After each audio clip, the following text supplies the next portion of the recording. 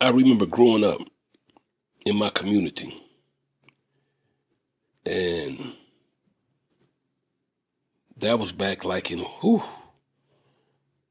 early 90s, maybe close to the mid 90s, Inglewood, California. Um, I had a homeboy that lived in what I believe, if I remember correctly, it was a triplex housing. It's like a triplex, and he lived in one of the units. And he would always have problems with his landlord. His landlord was a Jewish man, a little older, maybe in his 60s.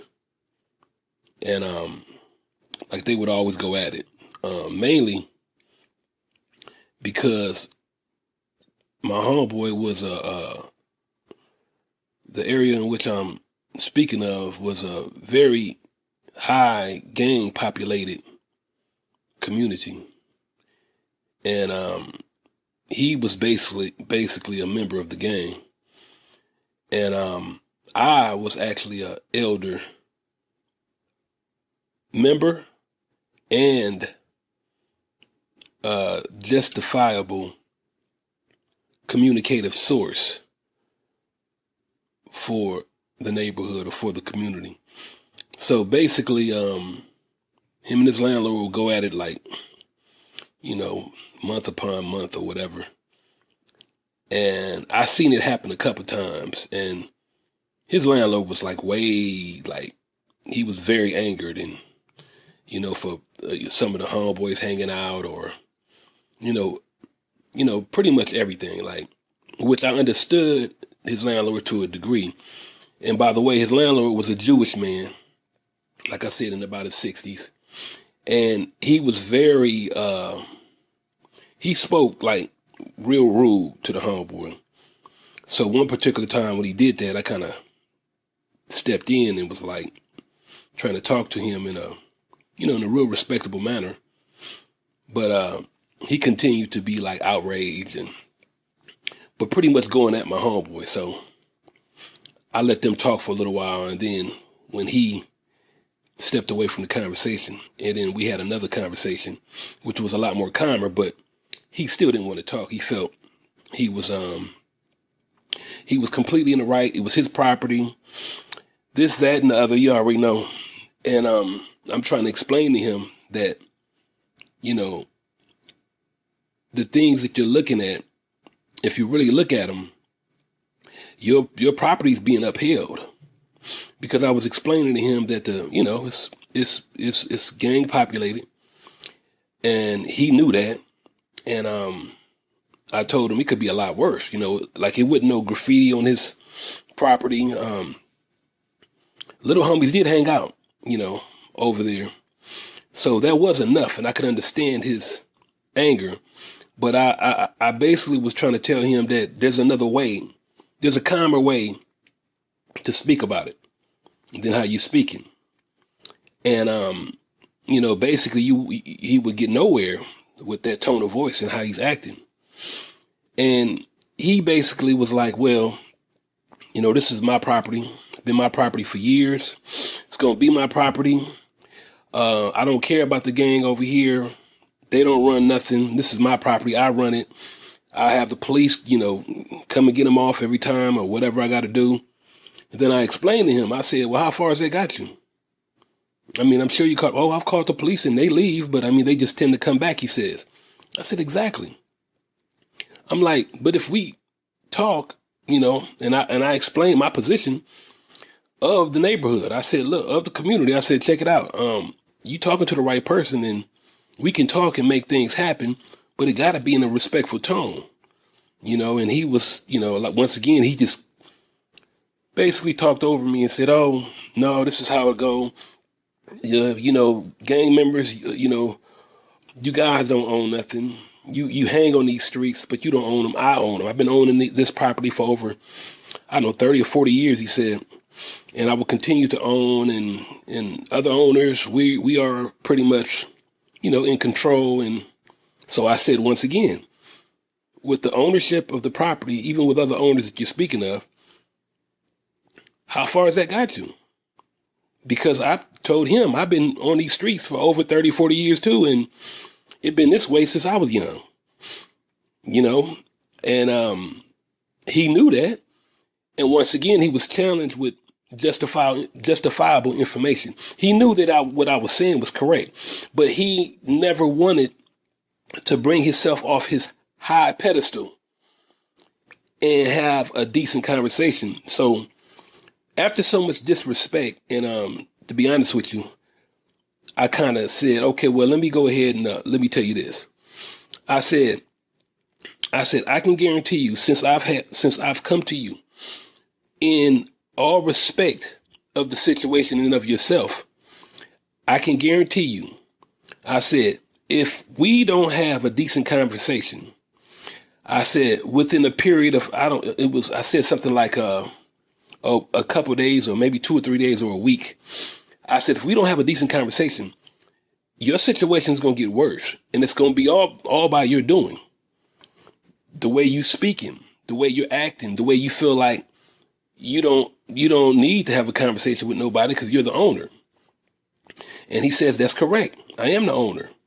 And then he spoke about how he owned the property. And then I told him, I said, what you own, what you say you own, is in the vicinity of my community in which I run, in which this gang runs. I said, now, I don't run it we're not trying to run it, or I'm not trying to run it without you. I'm not trying to run it without your say so. But if you force me to, like you're doing, then I would have to step away. And I can guarantee you, since I am the spokesperson, the highest spokesperson you could talk to in this community, in this neighborhood right now, as far as the gang or the street personnel, street people is concerned, I can guarantee you, if you step away from me or do not meet with me on the level I'm saying, let's talk to each other on, I can guarantee you that it will get worse, and it will get worse fast. And he pretty much went on, he took that as a challenge. And I was like, no, it's not a challenge. It's just the truth. Anyway, I said, okay, well, I tell you what, I'm going to come back here in 2 weeks, because by the time 2 weeks is up, I can guarantee you everything I'm speaking of would have taken place. And no, I'm not going to tell anybody nothing. I'm not going to go talk to nobody. I'm not going to tell none of my homies or nobody nothing negative about you. All the homies already knew about him. So I'm like, no, I'm not going to do none of that. I'm not going to do nothing that will affect your landscape of things, be it property or even your conversation. But I'm telling you how I already know what's going to happen if you're not willing to meet on a level ground. And he went on his high horse. He still was being haughty and, speaking highly against everything that I was speaking of. And I said, okay, so I stepped away. 2 weeks, I told him I'd be here around approximately the same time. 2 weeks, I returned. Now, within the 2 weeks before I returned, I started seeing, they started writing graffiti all over his property. And the police was called, and it was different incidents with the little homies and the police, and all kind of stuff was happening. And I know that he was feeling what I had spoke of before all these things were happening. So on the 2 weeks anniversary, if you want to call it, I met with him. I came over there and he was there. And as soon as I got out my car, he started approaching me. And he kind of was like waving me over, like, hey, God, let me talk to you. And then we kind of met in the middle of the street and then kind of walked to one side of the street and started conversing. And he said to me, I want to extend my deepest apologies. And he said, I was wrong for not wanting to talk to you. And he went on to say how he talked to certain people, I believe it was probably police officers included, because all the police know me. They had been knowing me since I grew up there. So, I'm sure he heard nothing but, or at least mostly good things about me. Because at that time, when I was talking to him, I was in my probably 30s, late 30s or something. So I've been over in that neighborhood since I was probably like 19 years old. So, yeah, I'm sure some police officers could have told him some negative things about me, but that would have been when I was real young. Anyhow, we met and we had a good conversation. I accepted all his apologies and I forgave him. I told him, you'll see a change in your property.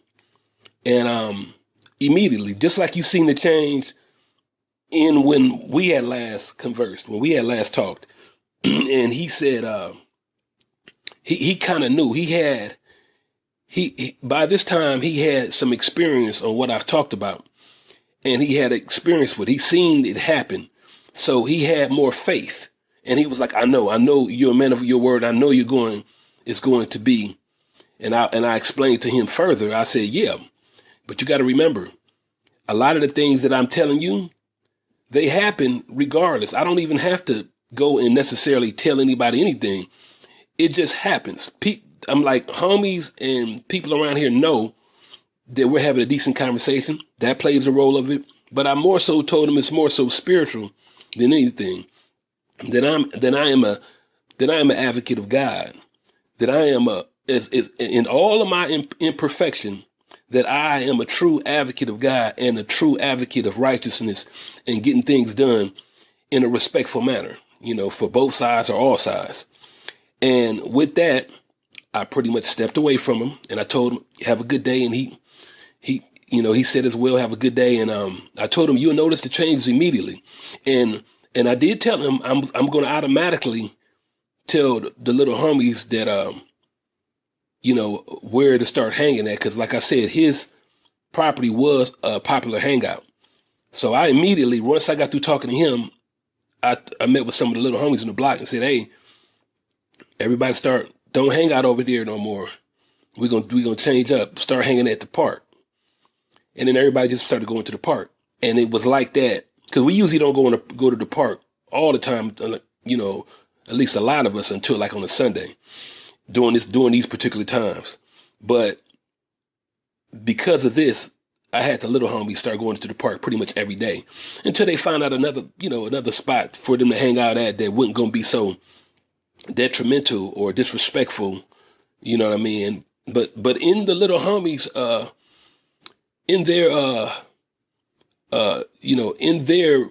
in respect of them, they never did really write or do graffiti at first on that particular property. I mean, first of all, the homie lived there, so they don't do that.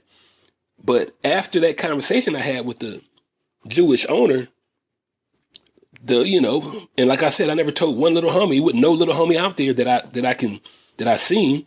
But this is how it always is in my neighborhood, in my community. It's anytime somebody is pushing towards a righteous act, God has always backed it. So in a sense, what I'm saying is, if I'm speaking, or anybody, but especially me, but if anybody was speaking in a righteous manner for something righteous, even if it's to be the equivalent balance of one side and the other side, if that was the best it could be, then God has always blessed it and it always worked out. But every time there was a side or a particular party or person that did not want to meet on level ground and didn't want to have a conversation and was being rude or whatever, that person or those people have always been overwhelmed by destruction and many other forms of defeat. Stress, health problems, it always happened that way in my community and in different arenas or people that I've dealt with. Okay, so I knew, it was going to get worse when we had that, negative conversation, and I knew it would get better when we had the positive one. But of course, after I talked to him the last time, I did tell the little homies, go hang at the park. And everything worked out, man. And I was, me and him seeing each other, time and time again after that. And we always embraced and we always had respect for each other from then on. I haven't seen him in years. I don't necessarily go by the neighborhood as much as I used to, but I know he's well. I know he's well, and I know that ultimately, when we had that real conversation, that positive conversation, my conversations with me last for life and beyond. That's why I know he's all right. I guarantee he's all right, because he took the time, even after he was so negative, but he did find the time, the 2 weeks that I gave him, to be able to suck it all in and to come back and meet with me the second time and be so much and so remorseful and respectful, because I understood what he was saying. I get it. I mean, I've heard conversations like that from many different residents, growing up in the neighborhood, growing up in the community. I've heard it. We live over here, we got, we pay rent, or we own this. And I told I got you. I understand that. And that's why I've always fought and contended with the homies too, for them. But I always would explain to them, you're not the only one that's over here paying for things. And you're not the only one over here that's going through things. And I'm like, I would always explain to them, when certain things happen, you can rest assured.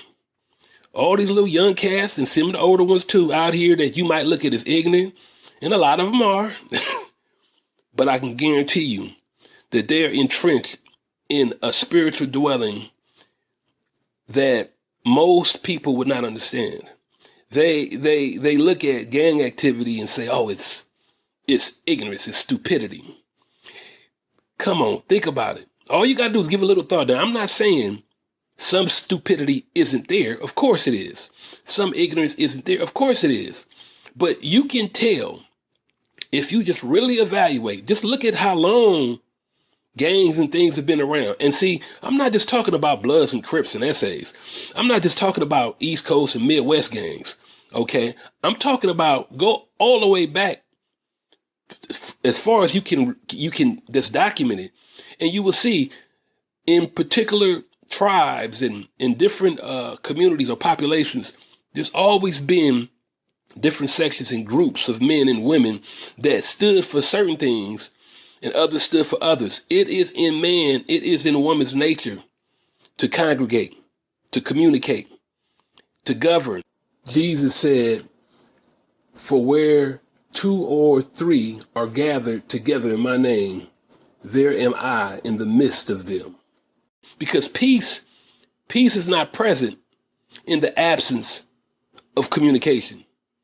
But when you communicate, then you'll be able to sympathize, to show empathy, because both sides have been through the same thing. They've been through killings and death, but they've been through life and birth. So when I was going to Bible study, I didn't necessarily always go to Bible study, but when I did go to Bible study, I always took it serious and dove into it. And one thing I remember, but I say unto you, love your enemies, bless them that curse you, do good to them that hate you, and pray for them which despitefully use you and persecute you, that ye may be the children of your Father which is in heaven. For he maketh his sun to rise on the evil and on the good, and sendeth rain on the just and on the unjust.